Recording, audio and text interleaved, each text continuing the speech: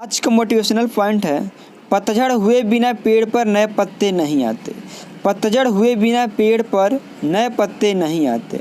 ठीक उसी तरह परेशानी और कठिनाई सहे बिना इंसान के अच्छे दिन नहीं आते। हेलो दोस्तों आपके अपने यूट्यूब चैनल के गुरुजी में स्वागत है। आज के इस वीडियो में हम लोग सोशल साइंस के मोस्ट इंपॉर्टेंट क्वेश्चन को डिस्कस करेंगे और देखेंगे किस तरह के क्वेश्चन पूछे जाएंगे। ये आपको पार्ट 1 है। आज से हम लोग जो भी सामाजिक विज्ञान सोशल साइंस के इंपॉर्टेंट क्वेश्चन है उसको हम लोग चैप्टर बाय चैप्टर कराएंगे और देखेंगे किस तरह के क्वेश्चन पूछे जा रहे हैं। वीडियो को पूरा देखते रहिएगा और चैनल को सब्सक्राइब नहीं किया तो चैनल को सब्सक्राइब जरूर कर लीजिए। तो वीडियो को शुरू करते हैं। नेक्स्ट क्वेश्चन है, प्राथमिक ऊर्जा का उदाहरण कौन नहीं है? नहीं कह रहे थे। जो प्राथमिक ऊर्जा का उदाहरण विद्युत क्या होता है? प्राथमिक ऊर्जा का उदाहरण नहीं होता। ऑप्शन कौन सा सही होगा? बी आपका राइट आंसर होगा। अब समझ लेंगे संसाधन क्या होता है। देखिए, संसाधन मानव की उपयोग में आने वाली सभी वस्तुओं के कहते हैं संसाधन कहते हैं। इस तरह कुछ पूछ लीजिए आपसे, कोयला क्या है? देखिए, कोयला कितने प्रकार के होते हैं? 4 प्रकार के होते हैं। आपको याद रखना जरूरी है। कोयला मुख्यतः 4 प्रकार के होते हैं। पहला होता है एंथ्रासाइट, दूसरा क्या होता है बिटुमिनस, और तीसरा क्या होता है लिग्नाइट, और चौथा होता है पीट। पीट जो कोयला होता है ना सबसे घटिया कोयला होता है, सबसे खराब कोयला होता है।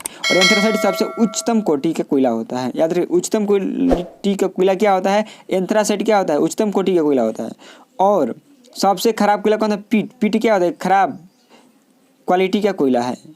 तो आपको कोयला कितने प्रकार के होते हैं? 4 प्रकार के। कौन कौन? एंथ्रासाइट, बिटुमिनस, लिग्नाइट और पीट। और प्राथमिक ऊर्जा कौन नहीं है? तो विद्युत के प्राथमिक ऊर्जा नहीं है। चलते हैं नेक्स्ट क्वेश्चन पर।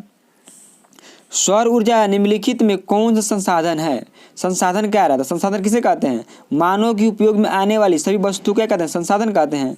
तो सौर ऊर्जा क्या है? कौन सा संसाधन है? सौर ऊर्जा एक प्रकार क्या है? नवीनीकरणीय संसाधन है। ऑप्शन आपका बी सही होगा।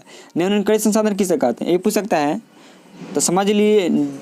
आपको समझना जरूरी है कि नवीनीकरणीय संसाधन किसे कहते हैं। देखिए, वैसा संसाधन जिन्हें भौतिक या रासायनिक प्रक्रिया द्वारा पुनः प्राप्त किया जा सकता है उसे क्या कहते हैं? नवीनीकरणीय संसाधन। मतलब पुनः इसको प्राप्त किया जा सकता है। जैसे हो गया सौर ऊर्जा को पुनः प्राप्त किया जा सकता है। पवन ऊर्जा को क्या किया जाता है? पुनः प्राप्त किया जाता है। पवन भी ऊर्जा क्या है? एक नवीनीकरणीय संसाधन है। अनवीनीकरणीय क्या है? जिसे पुनः प्राप्त नहीं किया जा सकता है, जिसको हम दोबारा क्या कहते हैं? उपयोग नहीं कर सकते, उसे क्या कहते हैं? अनवीनीकरणीय संसाधन। नवीनीकरणीय जिसको पुनः उपयोग किया जा सकता है। इसमें क्या सौर ऊर्जा क्या है? नवीनीकरणीय संसाधन। ऑप्शन क्या होगा? बी सही होगा। नेक्स्ट क्वेश्चन है, बृहद क्षेत्र में जल की उपस्थिति के कारण पृथ्वी को कहते हैं। देखिए, पृथ्वी को किस नाम से जानते हैं? जल की उपस्थिति के कारण किसको कहते हैं? पृथ्वी का दूसरा नाम क्या है? नीला ग्रह। नीला ग्रह को क्या कहते हैं? पृथ्वी को कहते हैं। किसके कारण कहते हैं? जल की उपस्थिति के कारण ही नीला ग्रह कहा जाता है। याद रखिएगा, पृथ्वी को किस ग्रह के नाम से जानते हैं? तो नीला ग्रह के नाम से भी जानते हैं। ये भी क्वेश्चन बन सकता है। और क्यों कहते हैं? क्योंकि जल की उपस्थिति के कारण ही पृथ्वी को कहते हैं नीला ग्रह के नाम से जाना जाता है। और पूछ ले, लाल ग्रह किसे कहते हैं? मंगल ग्रह को क्या कहते हैं? लाल ग्रह। मंगल जो ग्रह है इसको क्या कहते हैं? लाल ग्रह कहते हैं। नेक्स्ट क्वेश्चन है, निम्नलिखित नदियों में से किसे बिहार का शोक कहा जाता है? ये आपको याद होगा, बिहार का शोक किसे कहा जाता है? कोसी नदी को। ऑप्शन का सी सही होगा। कोसी नदी को क्या कहता है? बिहार का शोक कहा जाता है। क्योंकि कोसी नदी से बिहार में जितना अधिकांश क्षतिग्रस्त इलाके हैं उत्तरी बिहार, ज़्यादा क्षति होते हैं। क्योंकि बाढ़ के कारण अधिकांश कोसी नदी के कारण बिहार में क्या होता है? बाढ़ की आ जाता है। इसलिए बिहार का शोक कहा जाता है कोसी नदी को। ऑप्शन होगा सी सही होगा। चलते हैं नेक्स्ट क्वेश्चन पर। किसने कहा संसाधन होते नहीं बनते हैं? देखिए, किसने कहा? पूछ रहा है कौन से ऐसे महान व्यक्ति थे जिसने कहा था कि संसाधन होते नहीं है बनते हैं? किसने कहा था? तो जिमरमैन कहे थे। जिमरमैन। ऑप्शन आपका ए सही होगा, याद रखिएगा। नेक्स्ट है, यूरेनियम का प्रमुख उत्पादक केंद्र पूछ रहा था। केंद्र कहेगा, यूरेनियम का प्रमुख उत्पादक केंद्र कौन है? झारसुगुड़ा जो है ना, जादूगोड़ा, वही क्या है? यूरेनियम का उत्पादक केंद्र है। ऑप्शन आपका डी सही होगा। और डिगबोई पूछ लीजिए, डिगबोई किस लिए प्रसिद्ध है? डिगबोई पेट्रोलियम के उत्पादन के लिए सबसे प्रसिद्ध है। जादूगोड़ा क्या है? यूरेनियम के लिए प्रसिद्ध है। चलते हैं नेक्स्ट क्वेश्चन पर। भारत का राष्ट्रीय पंछी क्या है? ये तो बहुत इजी क्वेश्चन है। भारत का राष्ट्रीय पंछी आप लोग याद किए होंगे, क्या है? मोर। आप सी सही होगा। नेक्स्ट क्वेश्चन है, पीतल बनाया जाता है। देखिए, पीतल किससे बनता है? आपको याद रखना है ट्रिक, ताज। ताज क्या होता है? एक ट्रिक याद है रखिए, ताज। ताज से क्या होता है? तांबा। तांबा और जल से क्या होता है? जस्ता।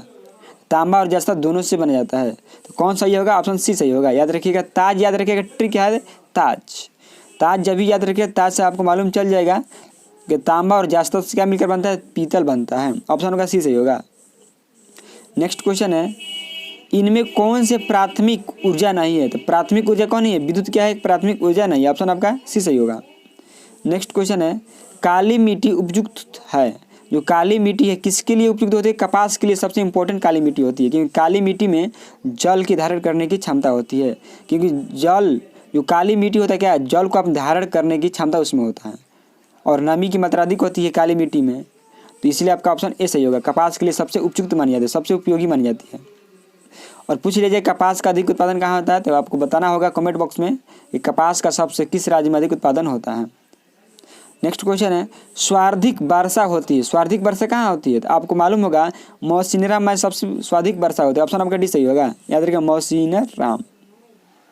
नेक्स्ट है लेटराइट मृदा, ओ सॉरी क्या कह रहा है, 12 क्वेश्चन है, लेटराइट मृदा का रंग होता है, रंग पूछ रहे थे। लेटराइट मृदा का रंग कभी भी आपको क्या होगा? लाल होगा। ऑप्शन कौन सा सही होगा? आपका ऑप्शन बी सही होगा, लाल, बी ऑप्शन सही होगा। चलते नेक्स्ट क्वेश्चन पर, गिरि अभयारण्य किस राज्य में अवस्थित है? गिरि अभयारण्य किस राज्य में स्थित है? तो महाराष्ट्र में होगा। तेरा करेक्ट ऑप्शन क्या होगा? नहीं सॉरी, गिरी का है, गिरी अभयारण्य का है ना, तो गुजरात में होगा। सॉरी, सी सही होगा। गुजरात में क्या होता है? गिरी अभयारण्य स्थित है। और बिहार में कौन सा? तो वाल्मीकि अभयारण्य। याद देखिए वाल्मीकि अभयारण्य कहाँ है? तो बिहार में। नेक्स्ट क्वेश्चन है, इनमें किस प्राकृतिक संसाधन का भंडार सीमित है? सीमित का है कि मैंने एक तरह से सीमित है, माने एक समय के लिए है, निश्चित किया गया कि इतना ही संसाधन, इसके बाद आप खत्म हो जाएगा, उसको कहते हैं सीमित कहते हैं। तो कौन सा संसाधन सीमित है? देखिए इसमें से खनिज तेल क्या है? एक सीमित संसाधन है। तो 14 का ऑप्शन ए सही होगा। सौर ऊर्जा क्या सीमित है? नहीं, सौर ऊर्जा सीमित नहीं है, हवा भी सीमित नहीं है, पानी भी सीमित नहीं है। ये सभी तीनों संसाधन क्या है? सीमित नहीं है। लेकिन खनिज तेल क्या है? सीमित है। जब भी भंडार से जो खनिज निकलता है, प्रकृति के जो भी खनिज जमीन से निकलते हैं ना, वो क्या है? सीमित संसाधन है। नेक्स्ट है, निम्नलिखित में कौन सा प्राकृतिक संसाधन नहीं है? प्राकृतिक संसाधन नहीं है, मतलब नेचुरल संसाधन नहीं है। नेचुरल कौन नहीं है?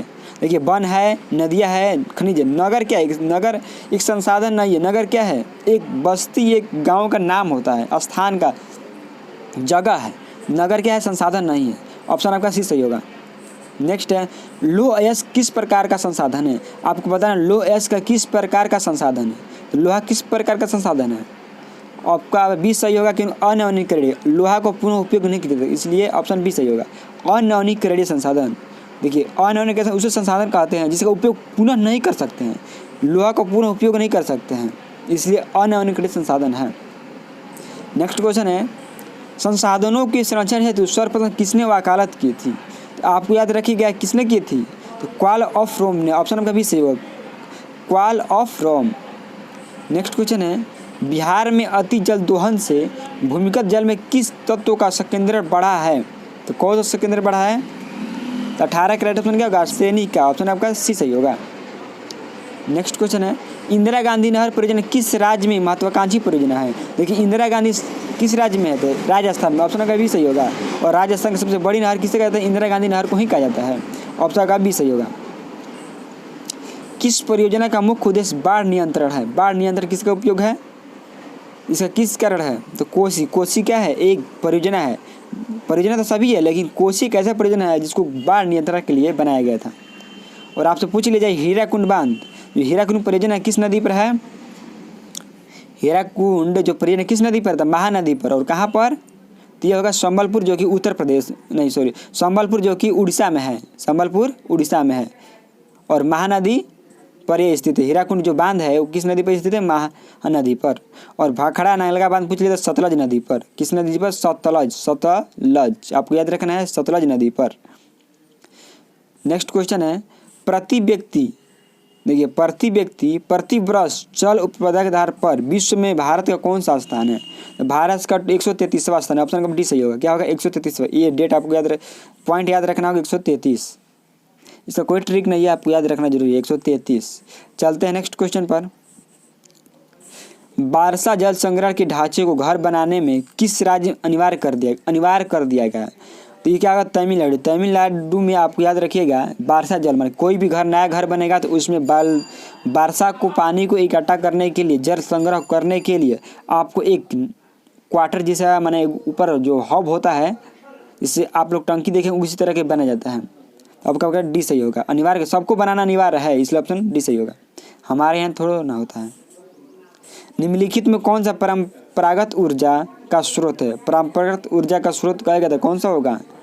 तो आपको कोयला क्या है? परंपरागत ऊर्जा का स्रोत। ऑप्शन का डी सही होगा। नेक्स्ट है, क्वाटो सम्मेलन किस देश में आयोजित की जाती है? तो क्वाटो सम्मेलन किस देश में आयोजित की जाती है? तो 24 कैरेट में क्या होगा? जापान। जापान में आयोजित की जाती है। नेक्स्ट है, चिपको आंदोलन कार्यक्रम किसके द्वारा चला गया था? देखिए ये सुंदरलाल बहुगुणा के द्वारा चला गया था। चिपको आंदोलन समझ लीजिए, चिपको आंदोलन होता क्या है? ये जब वृक्ष को बचाव करने के लिए चिपको आंदोलन चलाया गया था कुछ आदिवासियों के द्वारा, जिसमें सुंदरलाल बहुगुणा प्रमुख थे, इनको उसमें प्रमुख नेता माना गया था। तो आपको क्या होगा? ऑप्शन सही होगा बी, सुंदरलाल बहुगुणा। चिपको आंदोलन के द्वारा ही जो भी वृक्ष काटते थे तो लोग क्या करते थे? उसमें चिपक कर अपना वृक्ष की रक्षा करते थे, इसलिए चिपको आंदोलन कहा गया। चिपको आंदोलन का नेतृत्व किसने किया था? सुंदरलाल बहुगुणा। आई होप ये वीडियो आपको अच्छा लगा। अभी अच्छा लगा तो लाइक कीजिए और चैनल को सब्सक्राइब जरूर कर लीजिए। इस वीडियो को ज़्यादा से ज़्यादा शेयर कीजिए, क्योंकि इस वीडियो को जितने से ज़्यादा शेयर कीजिएगा उतना आपको नॉलेज, जितने भी आपके दोस्त हैं उनको नॉलेज मिलेगा। आई होप आपको वीडियो अच्छा लगा होगा। जय हिंद।